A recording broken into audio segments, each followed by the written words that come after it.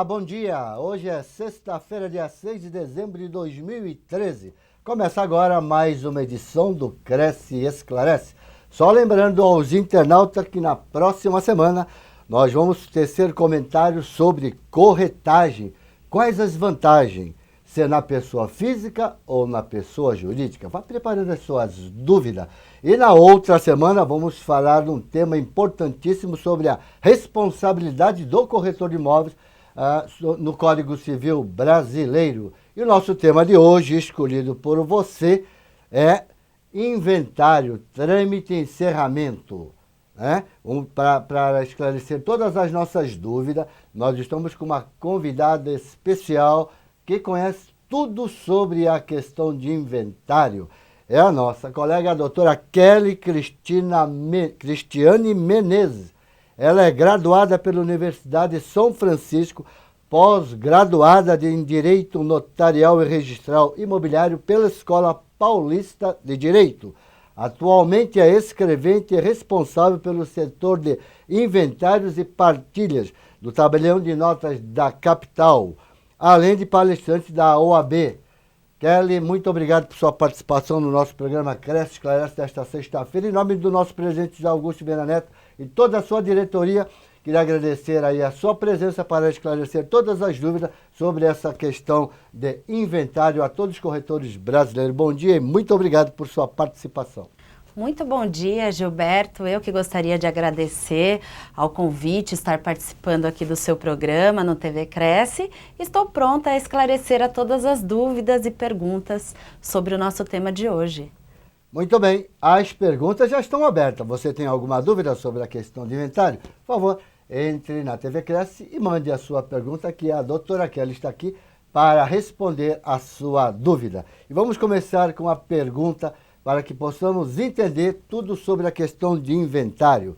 Existe algum prazo, Kelly, para dar entrada no inventário? Existe alguma consequência se a pessoa não dá entrada a um determinado prazo? Como é que funciona essa questão?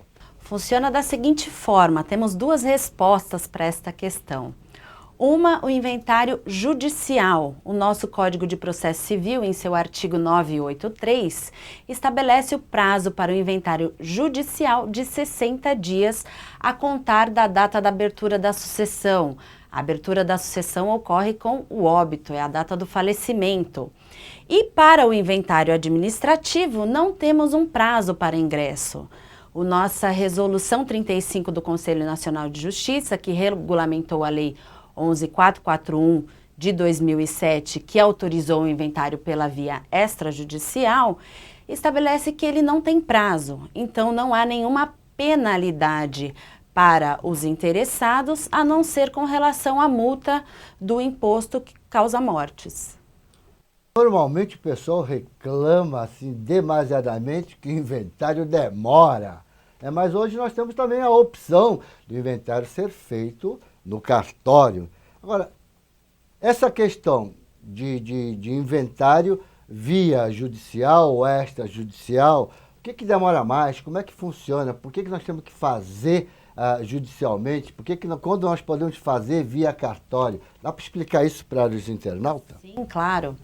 O inventário judicial obrigatoriamente deve ser feito quando há herdeiros menores e quando há testamento. Nós podemos, então, fazer pelo cartório, pela via extrajudicial ou administrativa, quando não há herdeiros menores ou incapazes e quando não há testamento e que haja consenso entre as partes com relação à partilha, que haja um acordo entre todos. O que demora mais? Com certeza o inventário judicial. E por quê? Pela quantidade de processos, nos nossos fóruns, nos nossos tribunais. Então o inventário judicial ele tem uma demanda de prazo muito maior do que o inventário administrativo. Hoje em dia o inventário administrativo, muitas vezes é possível fazê-lo em uma semana. O que demora, por vezes, é a quantidade de documentos que nós temos que providenciar para esse procedimento. Porque normalmente na justiça comum tem aqueles trâmites, dá-se entrada, vamos depender do juiz, só advogado, por exemplo, não acompanhar, aí é que demora mesmo, assim que funciona. Então é importante também escolher um bom advogado que entenda sobre a questão de inventário para a família poder dar essa entrada. Exatamente. Obrigatória a presença do advogado, tanto no procedimento judicial como no procedimento via cartório. Nos dois procedimentos é obrigatória a presença do advogado. Porque normalmente é assim, o pessoal fala, é advogado, então acho que o advogado ele faz tudo, mas existem as especialidades, não é? Normal, como corretor de imóveis, como médico, não é isso? Normalmente tem que ser contratado um advogado que é especialista em família e sucessões. Esse realmente vai ter condições de dar andamento com maior celeridade e no inventário administrativo todo o apoio do cartório, do escrevente que é especialista, para que possam trabalhar em conjunto.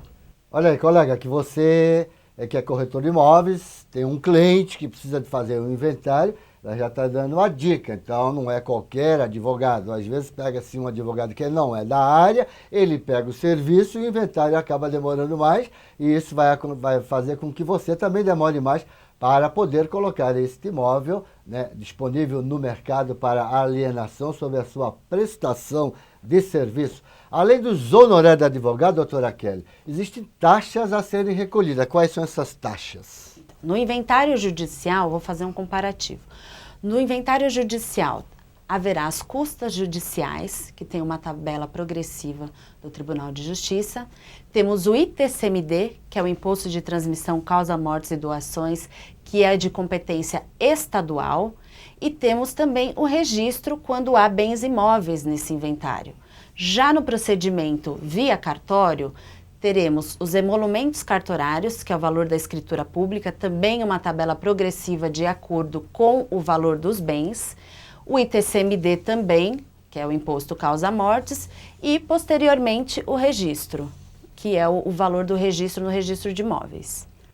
Vamos ver uma outra questão. Colegas, as perguntas já estão abertas. Se você tem alguma dúvida, pode encaminhar as perguntas para a TV Cresce. Eu tenho uma colocação aqui. Quando um falecido deixa 3 bens imóveis e a família não tem condições de custear essas despesas, como é que funciona? Como é que se faz?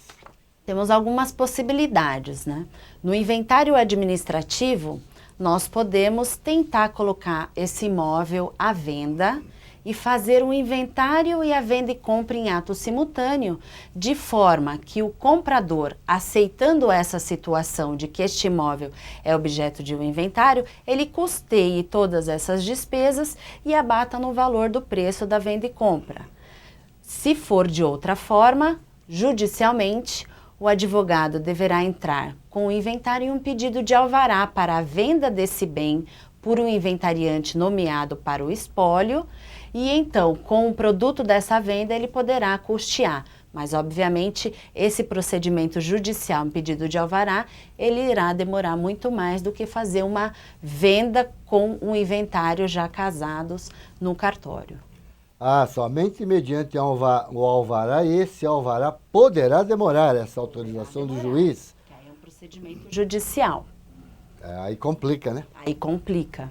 Muito bem, vamos falar agora sobre a questão de testamento. Eu vejo muito a questão de testamento em novela. Em novela a gente vê muito testamento, né?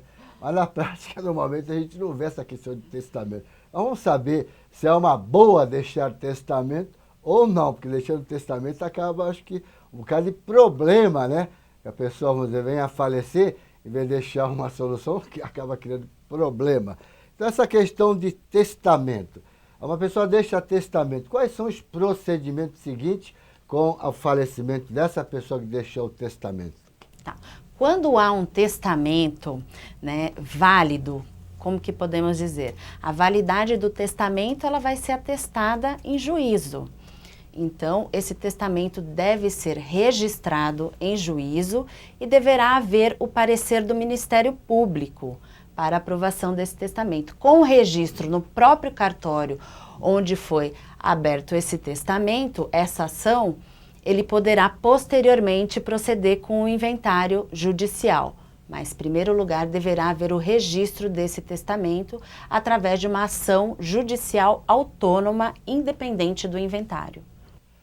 Então, para abrir esse testamento, precisa de todo esse trâmite. Esse trâmite. Agora, temos uma inovação recente que testamentos declarados nulos, o tabelião pode lavrar em cartório o inventário.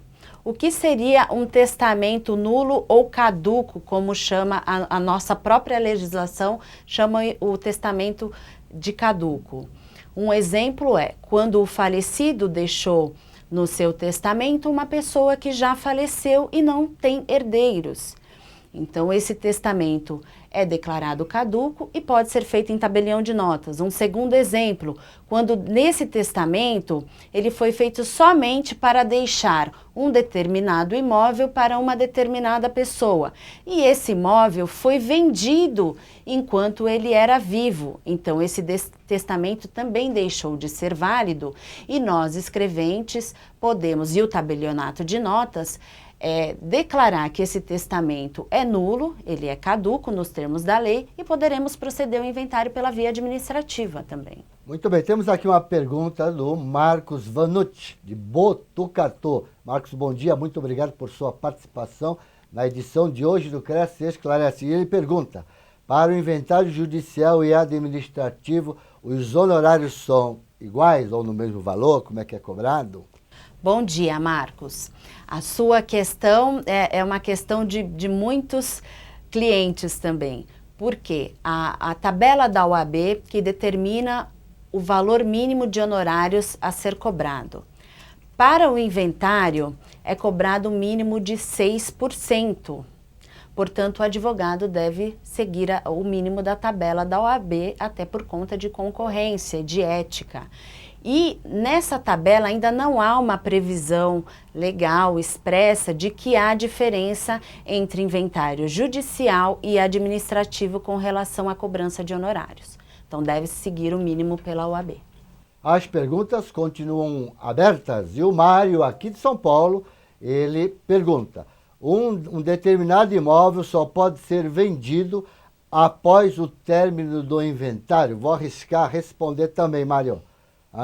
Eu acredito que se a pessoa que esteja adquirindo esse bem quiser comprar, né, enquanto o inventário está correndo no fórum ou no cartório, eu acho que nada impede, que ele vai ter que esperar para poder passar a escritura, não é isso? Será que estou correto? Está correto, Gilberto.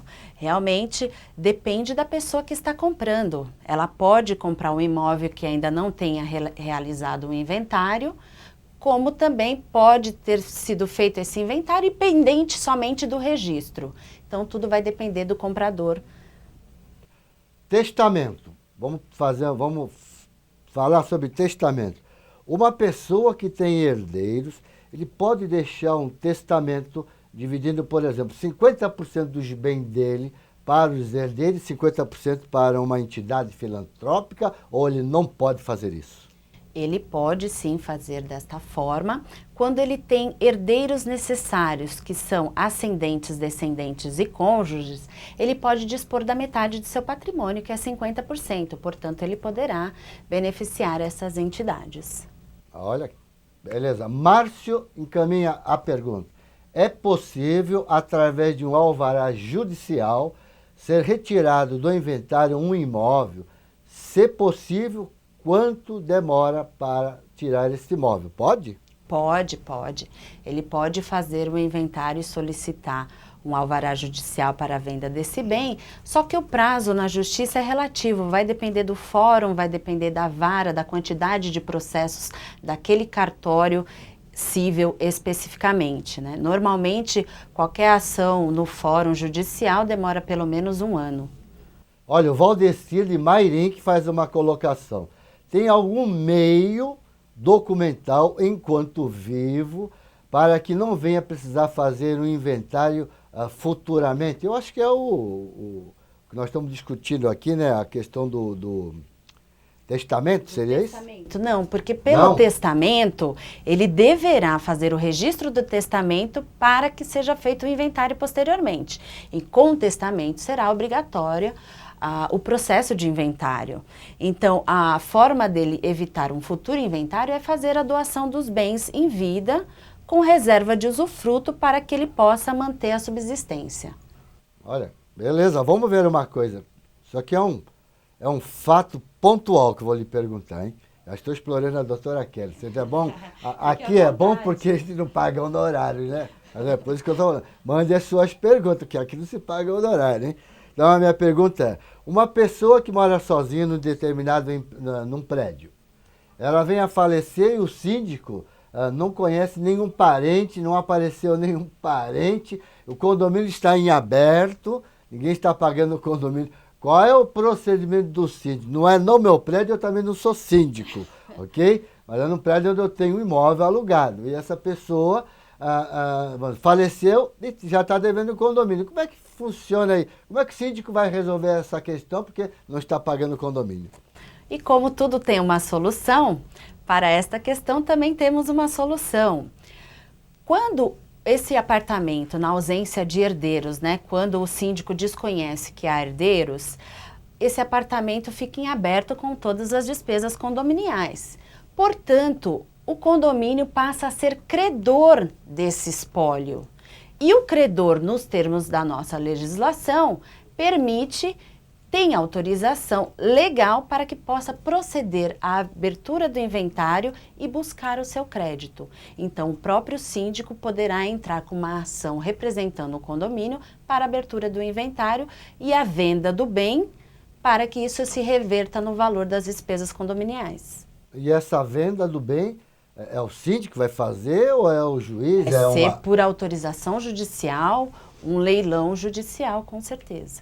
Ah, muito bem. Vamos ver agora. Depois de concluir o inventário, aí aparece um filho, que vamos dizer que o marido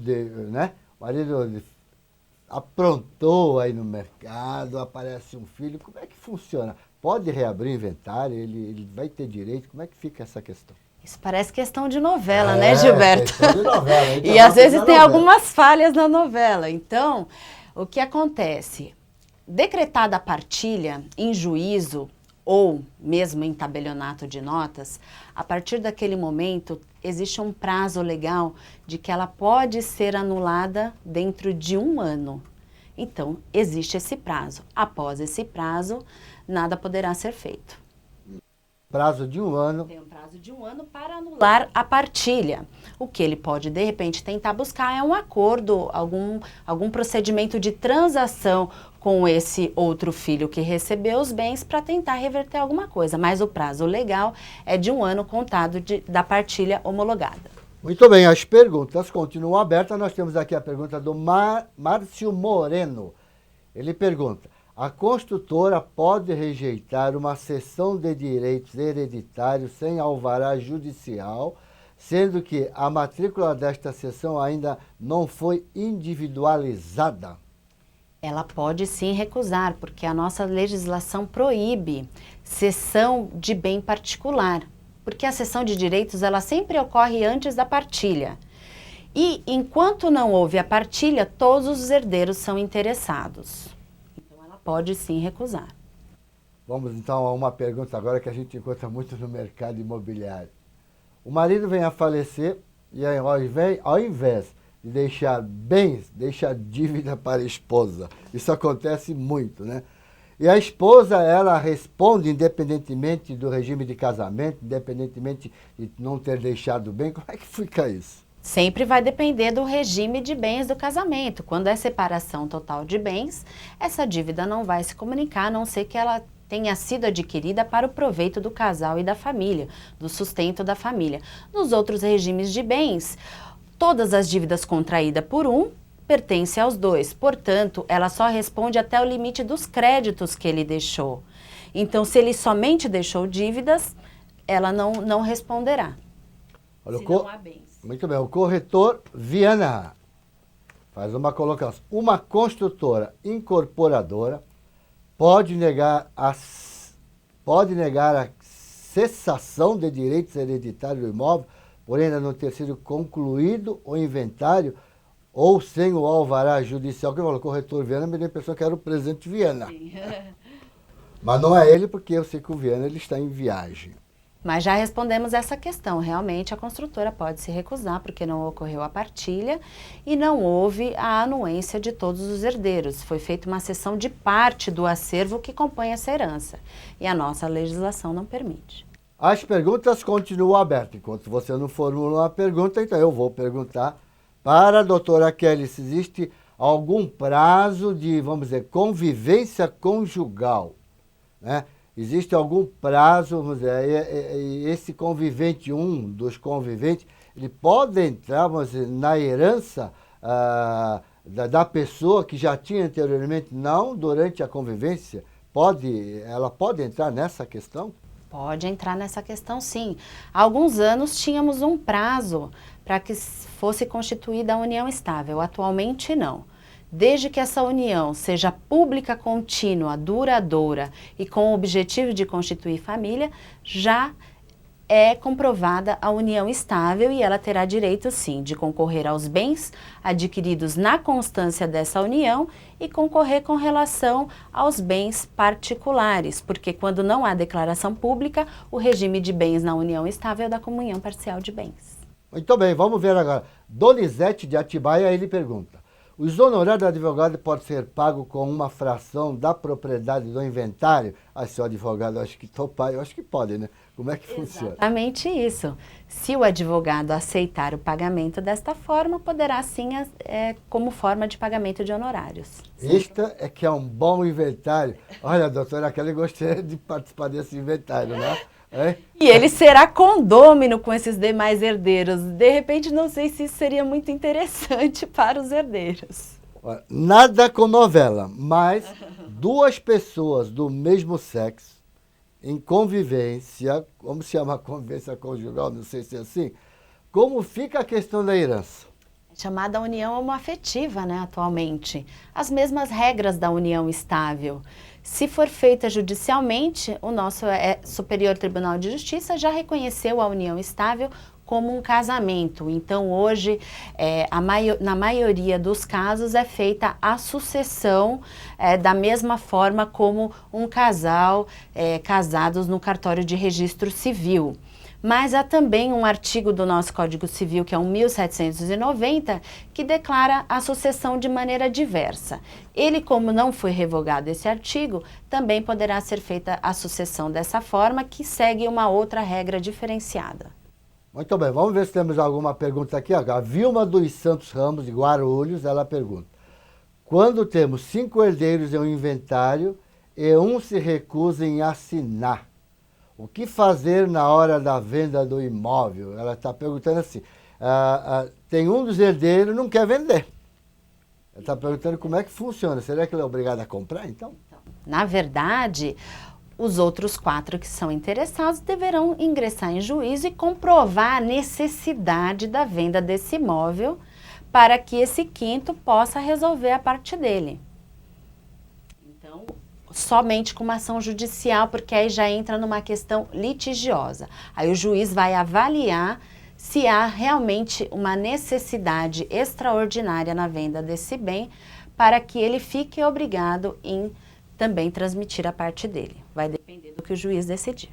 Consenso não haverá. Muito bem. Vamos agora então a uma questão. Uma pessoa casada sob o regime da comunhão universal de bens, anteriormente à vigência da Lei 6.515/77, todos os bens são proporcional. Casou, metade é dela, metade é dele. Dependendo dele, né, já são dos dois. Num caso de separação, né, ou se o marido vier a falecer, a esposa terá direito nos 50% deixado pelo falecido. Como é que funciona isso? A questão de viúva meeira, não é meeira? Como é que é partilhado para os herdeiros, regime de casamento? Explica isso para todos que nos acompanham nesta manhã de sexta-feira, doutora Kelly. Então, em caso de separação, no regime da comunhão universal de bens, ela será meeira da mesma forma e receberá 50% dos bens. Em caso de falecimento, cada regime de bens tem a sua sucessão diversa. No regime da comunhão universal de bens, ela somente é meeira, porque tudo se comunica nesse regime de bens. Todos os bens particulares e todos os bens comuns, ela terá a meação em 50%. Portanto, ela não terá a herança nos outros 50% do marido, porque esse regime de bens não autoriza que ela seja meeira e herdeira. Já no regime da comunhão parcial de bens, ela poderá ter meação e herança, mas nunca terá meação e herança no mesmo bem. Ela terá meação, que é 50% nos bens adquiridos na constância do casamento, e terá herança naqueles bens particulares, que são adquiridos por sucessão ou quando já tinham a titularidade quando solteiros. E no regime da separação total de bens, ela concorre como herdeira no momento da sucessão e no momento do divórcio, cada um fica com o bem de titularidade própria. Já estamos quase chegando no final do nosso programa, mas ainda dá tempo para responder a sua pergunta. Se você tiver alguma dúvida, encaminhe que ainda dá tempo para responder a sua dúvida. Tem alguma coisa para se comentar nesta questão de herdeiros, de menores púbere, impúbere? Tem alguma questão que poderia colocar ou é normal? Nada Sim, de... Na verdade, quando há herdeiros totalmente incapazes, impúberes, são aqueles menores de 16 anos, o inventário obrigatoriamente deve ser feito pela via judicial, não poderá ser feito por cartório. Os relativamente capazes entre 16 e 18 anos incompletos poderão ser emancipados para que haja possibilidade de se fazer o inventário pela via administrativa. Então, há essa diferença, porque os menores de 16 anos devem ter o comparecimento do Ministério Público para que o inventário seja realizado. Agora, já que nós estamos falando de inventário, né, no inventário não é só questão de faleceu, deixou bem, tem que inventariar. Existe aquelas questão deixada, por exemplo, assim, massa falida, fiel, depositário, tudo isso precisa também ser inventariado? Tudo isso não impede a lavratura do inventário. Tá? Então, todos os bens, inclusive dívidas, podem entrar no inventário sem problema algum. Tudo deve ser considerado. Então, qualquer tipo de... Quando se fala em fazer, por exemplo, esse tipo de inventário, sempre tem que ser feito através de um cartório? Pode ser feito através de um cartório cumprindo os requisitos da lei. Ou deve ser feito judicial se não cumprir os requisitos para o inventário administrativo. Assim, particularmente, não. Particularmente, não. É a mesma coisa o testamento. Exatamente. Sempre via cartório, né? Eu não posso fazer o meu testamento sozinho. Pode fazer um testamento, um codicilo, que seria um testamento particular de pequena monta, ou pode fazer um testamento cerrado. Testamento cerrado, a pessoa mesmo redige o testamento e leva só para um tabelião fazer o lacre, mas ele não vai ter conhecimento desse teor. Ele é totalmente cerrado e será aberto em juízo. Já o testamento público, o tabelião vai ter conhecimento de tudo que será redigido. Muito bem, olha, quem nos acompanha nesta manhã de sexta-feira, colegas nossos ou pessoas da população de Américo Brasiliense, Atibaia, Barueri, Botucatu, Campinas, Curitiba, no Paraná, Guarulhos, Indaiatuba, Itapevi, Ourinhos, Palmital, Poá, Porto Feliz, Ribeirão Preto. Falando de Poá, eu estive em Suzano na semana passada, hein? Ribeirão Preto, Santa Bárbara, Santa Cruz das Palmeiras, Santos, São Caetano do Sul, muitos colegas aqui de São Paulo, São Vicente, Sorocaba, Uberaba, em Minas Gerais. Só lembrando que na semana que vem nós temos um tema importantíssimo sobre a questão da atividade do corretor de imóveis. Se é melhor na pessoa física ou na pessoa jurídica, né? E na outra semana sobre a questão do Código Civil Brasileiro, onde está lá no capítulo 13, versículo, olha, pensando na Bíblia, hein? Capítulo 13, do artigo 722 ao 729. Dona Kelly, já estamos chegando no final do nosso programa. Eu queria agradecer de coração a sua presença nesta edição do Cresce Esclarece, esclarecendo todas as dúvidas dos corretores de imóveis, também as dúvidas que nós colocamos aqui, né, sobre a questão de inventário trâmite. Só mais uma colocação que eu queria fazer para a senhora e para encerrar o nosso programa de hoje. A maioria dos advogados normalmente não costumam avisar os herdeiros para encaminhar para o cartório de registro de imóveis, né? Isso falha. Por que razão? Muitas vezes pode ser até mesmo que eles não tenham esse conhecimento, por isso que eu falo, é sempre bom contratar um advogado que entenda de família e sucessões. É obrigatório o registro de imóveis quando há imóveis que compõem esse inventário, essa partilha. Então, é um procedimento que possibilita depois a venda do imóvel sem problema algum. Se tiver alguma exigência do cartório, ela já será cumprida dentro do prazo da prenotação e evita maiores gastos para os herdeiros. Como considerações finais, eu deixo a palavra aberta à doutora Kelly, por favor. Eu gostaria de agradecer a presença aqui, Gilberto. Foi muito bom estar aqui com vocês. Agradecer a todos que participaram, encaminharam as perguntas e espero ter contribuído para um conhecimento de vocês com relação ao inventário. Muito obrigada mesmo. Caso você tenha dúvida, encaminhe aqui para a TV Cresce, nós vamos encaminhar para a doutora Kelly, ela vai responder via e-mail para você que tem uma dúvida. Né? Ok? Pode ser? Olha lá, então pode encaminhar, depois a gente encaminhar para a TV Cresce, que a gente encaminha para ela responder diretamente para você, tá bom? Então, estamos encerrando o programa de hoje. Agradeço a participação de todos vocês nesta sexta-feira, dia 6 de dezembro de 2013. Né? Para quem for trabalhar no final de semana, bom negócio. Para quem for descansar, tire proveito desse descanso. E aguardo você na próxima sexta-feira, tá bom? Tchau!